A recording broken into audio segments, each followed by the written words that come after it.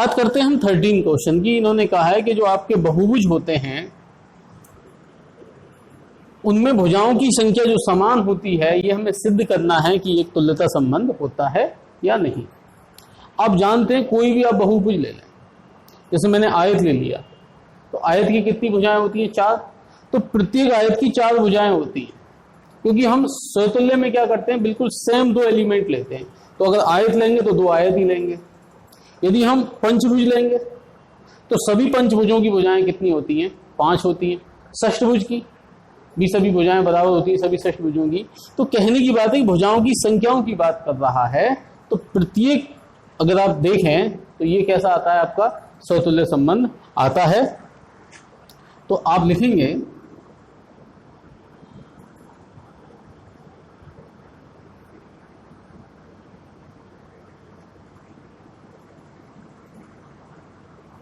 या फिर आप ये भी लिख सकते हैं P1 तथा P1 की, क्योंकि दोनों सेम बहुभुज हैं आपके, तो सेम अगर बहुभुज हैं तो उनकी भुजाओं की संख्या कैसी होगी?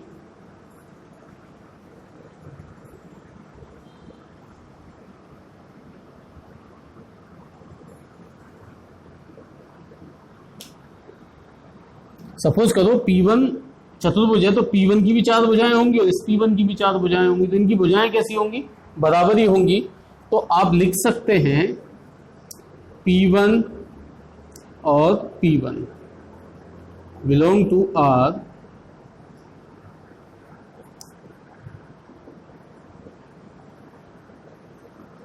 अतः संबंध R स्वतुल्य है। सेकंड में आपने क्या करते हैं, सम्मित के लिए हमने मान लिया, माना P1, P2 belong to R। इसका मतलब है P1 तथा P2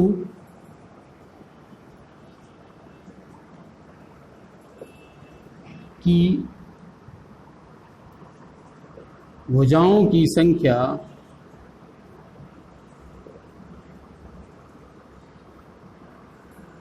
समान है।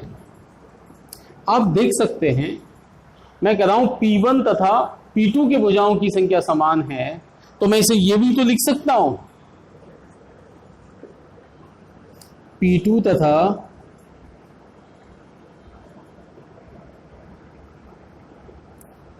की भुजाओं की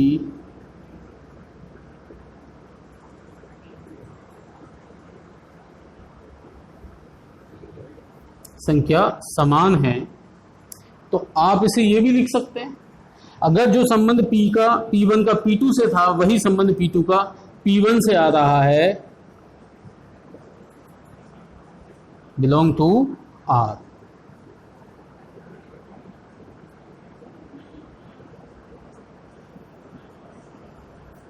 अतः संबंध R जो है हमारा कैसा है?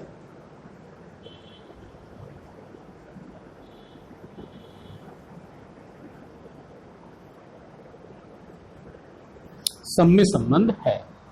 अब बात करते हैं हमें संक्रामक संबंध की। तो मैंने मान लिया, माना P1, P2 belong to R और P2 belong to P3 belong to R। इसे हमने क्या कर लिया, मान लिए। और अब बात करते हैं हम P1 और P3 का वही संबंध है या नहीं। तो आप देख सकते हैं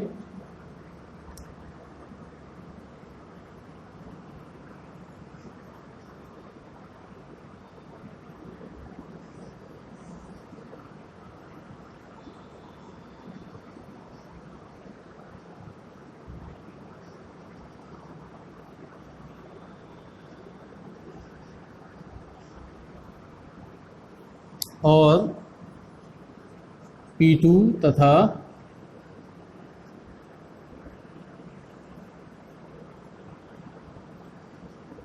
P3 की भुजाओं की जो संख्या है वो क्या है, समान है। तो आप देख सकते हैं P1 और P2 की संख्या कैसी है, समान है भुजाओं की, और P2 और P3 की भुजाओं की संख्या भी कैसी है, समान है। तो अगर इनकी भुजाओं की संख्या समान है तो P1, P2 और P3 तीनों की भुजाओं की संख्या कैसी हो गई है, समान है।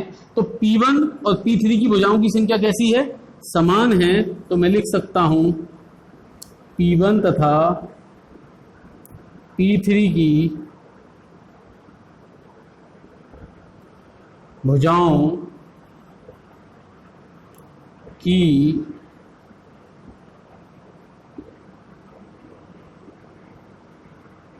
संख्या समान है। इसे मैं लिख सकता हूं P1, P3 belong to R।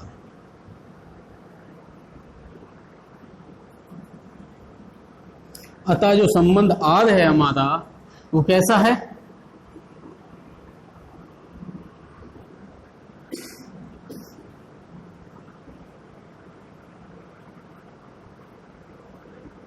संक्रामक संबंध है। अब आप देखते हैं जो हमें संबंध दे रखा था वो शैतुल्य भी था, सम्मित भी था और संक्रामक भी था।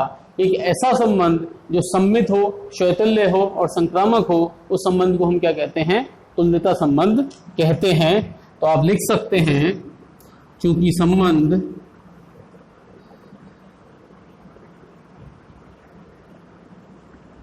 शैतुल्य,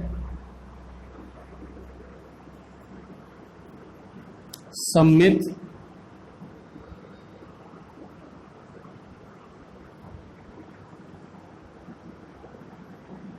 व संक्रामक है,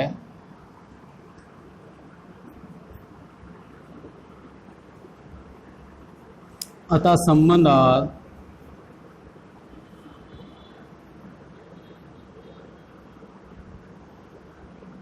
तुल्यता संबंध है। तो हमें जो तुल्यता संबंध सिद्ध करना था वो हमारा सिद्ध हो चुका है। इन्होंने कहा है कि एक त्रिभुज है, 3, 4, 5 लंबाई उसकी दे रखी है, भुजाओं वाले एक समकोण त्रिभुज से संबंधित समुच्चय A के जितने भी अवयव हैं वो उसमें मौजूद हों। तो आप एक तरीके से हमें एक यूनिवर्सल साइड बनाना है वो आपको बताना था। तो त्रिभुज से जो समकोण त्रिभुज से संबंधित आप लिख सकते हैं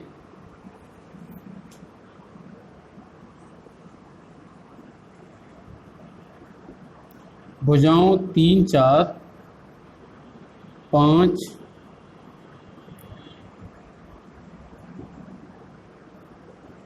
वाले समकोण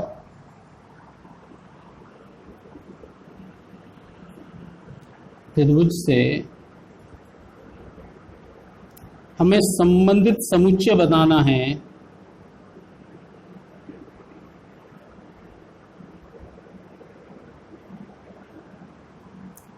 आप लिख सकते हैं संबंधित समुच्चय क्या होगा,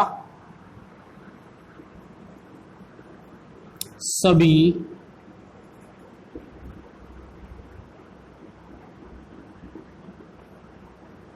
त्रिभुजों का समुच्चय। इसी के साथ ये हमारा क्वेश्चन क्या हो गया है, समाप्त हो गया है। बात करते हैं हम चौथे क्वेश्चन की। इन्होंने कहा है एक्स वाई तल में समस्त रेखाओं का समुच्चय क्या है, आपका L है, और इन्होंने कहा है कि L1 और L2 जो लाइन है वो एक दूसरे के समांतर हैं। हमें जो संबंध दे रखा है वो एक समांतर का दे रखा है और हमें वो सिद्ध करना है कि वो जो समांतर हैं रेखाएं वो एक तुल्यता संबंध है या नहीं है। तो हम बात करते हैं क्वेश्चन की। आप जानते हैं प्रत्येक रेखा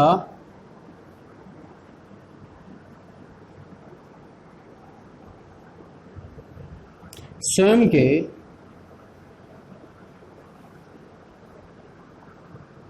समांतर होती है। तो प्रत्येक रेखा यदि स्वयं के समांतर होती है तो हम लिख सकते हैं अर्थात L1 पैरेलल L1, या आप बड़ा L1 पैरेलल L1, तो हम लिख सकते हैं L1, L1 belong to R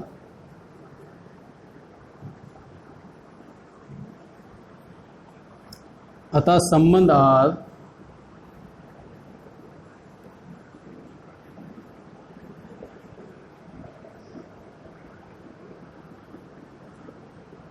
क्षयतुल्य है। हमने मान लिया L1, L2 belong to R।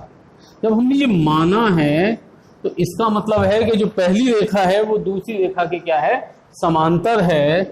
तो हम लिख सकते हैं L1 पैरेलल L2।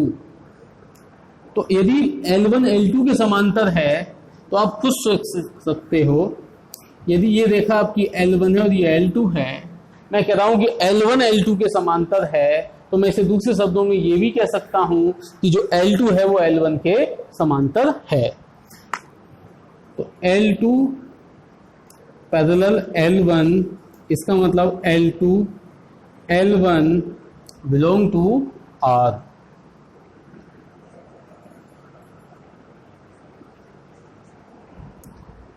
अतः जो संबंध R है वो कैसा संबंध है, एक सममित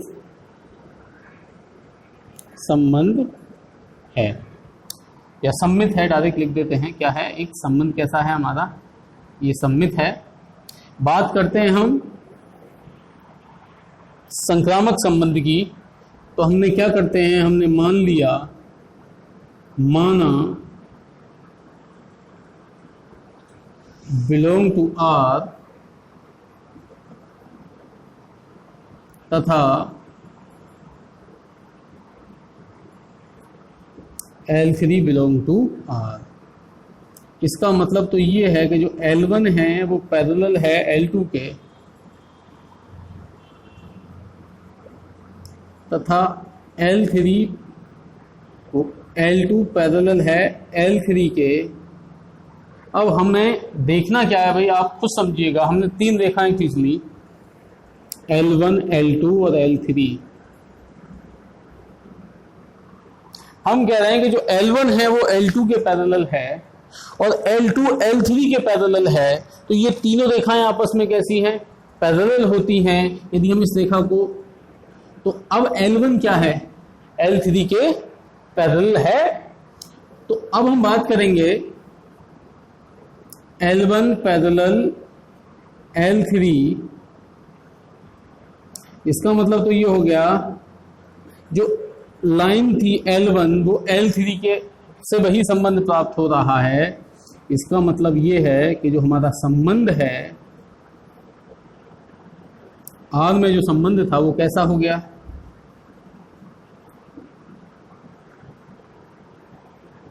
संक्रामक संबंध है। आप देख सकते हैं, आपको जो संबंध दे रखा है वो क्षयतुल्य है, सममित है और संक्रामक है।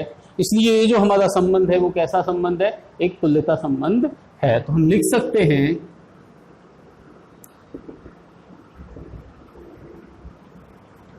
संबंध R स्वतुल्य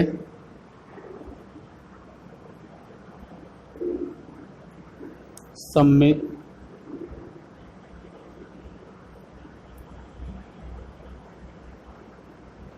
व संक्रामक है।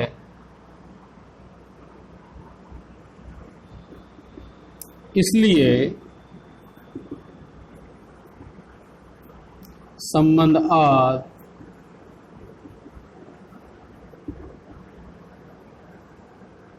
तुल्यता संबंध है। तो ये हमारा तुल्यता संबंध हो गया है सिद्ध। इन्होंने कहा है कि एक रेखा है y बराबर 2x+4 से संबंधित समस्त रेखाओं का हमें समुच्चय लिखना है। रेखाएं, संबंध कैसा है हमारा, समांतर। हम जानते हैं अगर रेखाएं समांतर होती हैं तो उनकी जो स्लोप होती है, या कह सकते हैं दूसरे शब्दों में उनकी जो प्रवणता होती है वो कैसी होती है, समान होती है। तो हम लिख सकते हैं, आपकी रेखा क्या है भाई, रेखा है y बराबर 2x+4।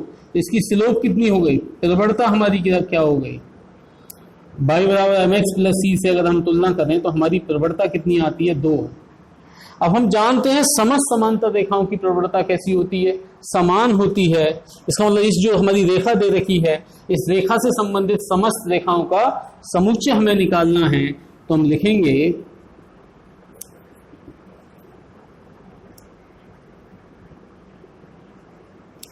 4 से संबंधित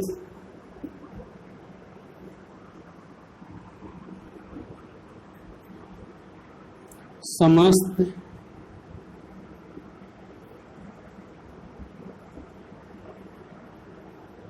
रेखाओं का समुच्चय हम लिख देंगे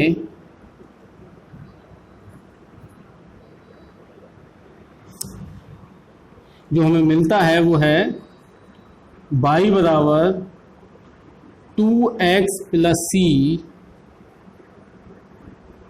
जहां c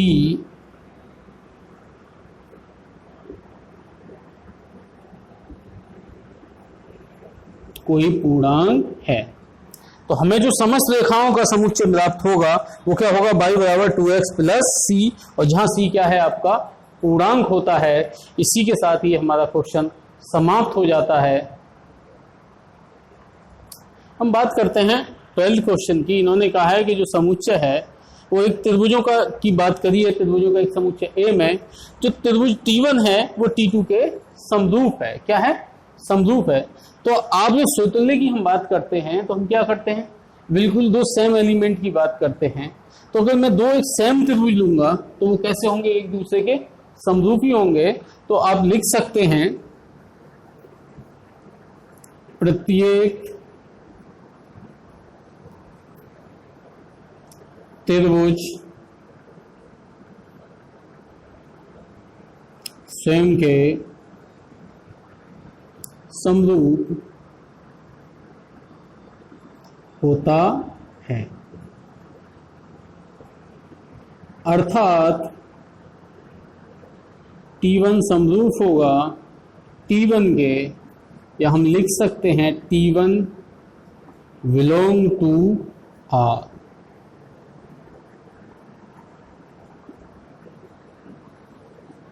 अतः संबंध R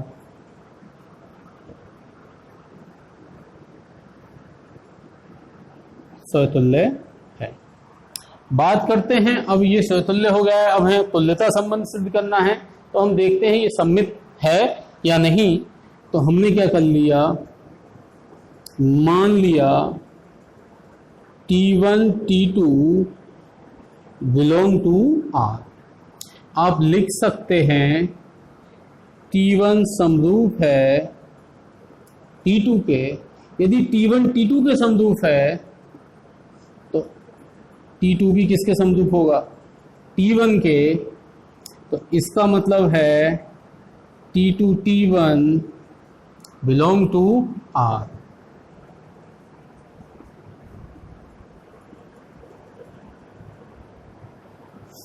अतः संबंध R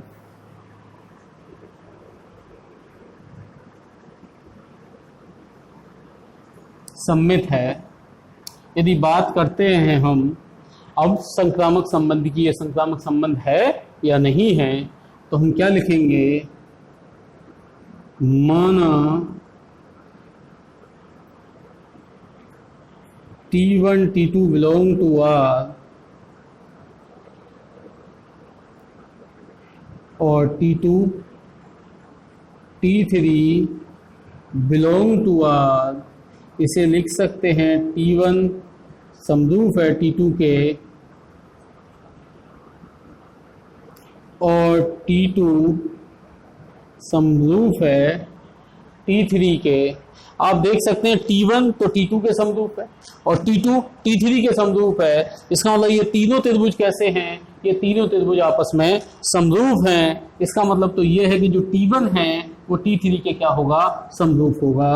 तो हम लिख सकते हैं T1 समरूप है किसके, T3 के। इसका मतलब T1 T2 T3 belong to R।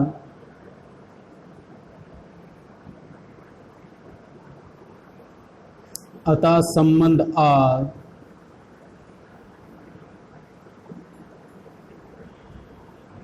संक्रामक है। आप देख रहे हैं आपका जो संबंध है वो शैतुल्य है, सम्मित है और संक्रामक है। इसका मतलब ये जो आपको संबंध दिया है वो कैसा है, तुल्यता संबंध है। तो हम लिख सकते हैं क्योंकि जो संबंध था आर शैतुल्य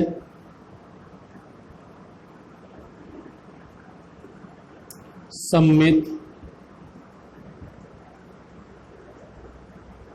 व संक्रामक है, इसलिए आर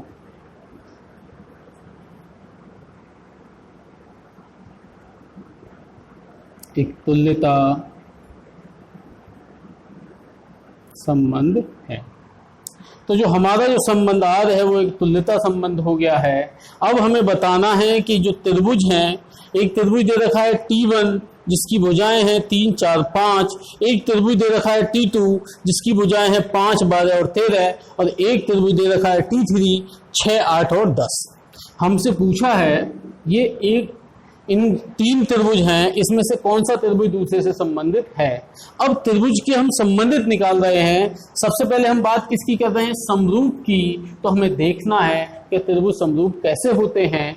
तो एक कोणों के से होते थे और एक भुजाओं से होते थे। यहाँ कोणों पर बात नहीं करी गई है, यहाँ भुजाओं पर बात करी गई है। तो हम देखते हैं कौन से त्रिभुज की जो भुजाएं हैं उनका अनुपात समान आता है।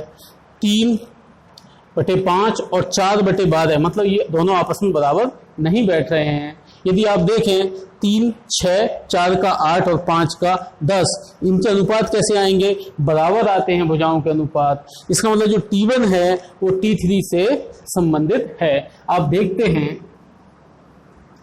T1 व T3 की भुजाओं का हम अनुपात की बात करते हैं।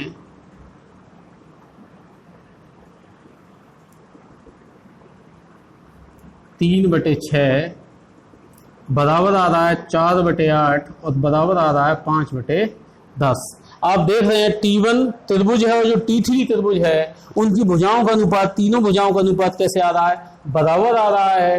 10th में हमने पढ़ा है। इसका मतलब ये जो T1 है वो T3 के समरूप है। इसका मतलब T1 T3 से संबंधित है। अतः T1 T3 से